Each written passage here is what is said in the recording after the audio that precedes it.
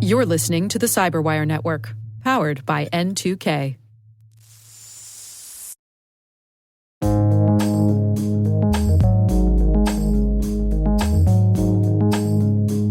The word is greyware.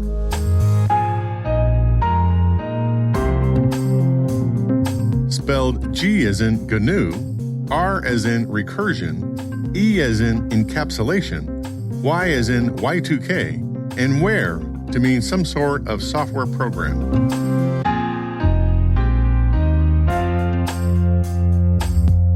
Definition.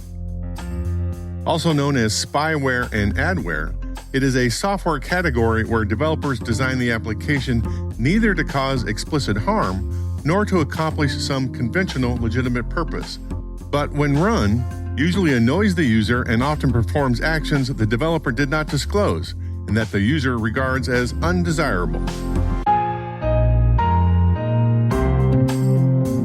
Example sentence. From Jeremy Reimer in 2008, living in a fuzzy zone between pure maliciousness and genuine utility, greyware continues to thrive, and like the fuzzy mold from a science fiction novel, it is growing at an alarming rate.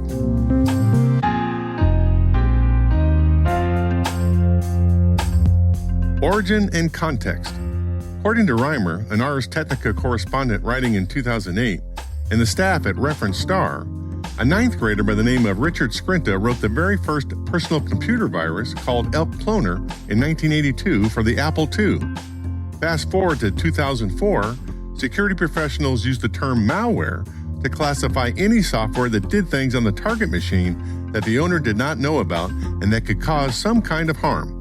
But it became apparent that the word malware wasn't granular enough to distinguish between software built to conduct crime, espionage, and warfare compared to other software that was merely tracking user behavior for marketing purposes or delivering unasked for ads.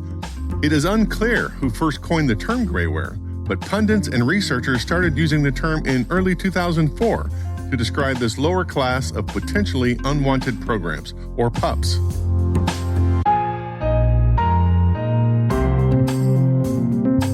Nerd reference.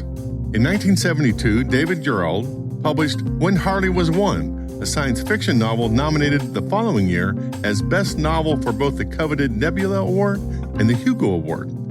The book is historical since it was one of the early works that dealt with artificial intelligence and what makes a machine a living organism. It is also the first fictional book to use the word virus to describe a program infecting another machine, about a year after Bob Thomas created the first working virus called Creeper for the DEC PDP-10 computers running the 10X operating system.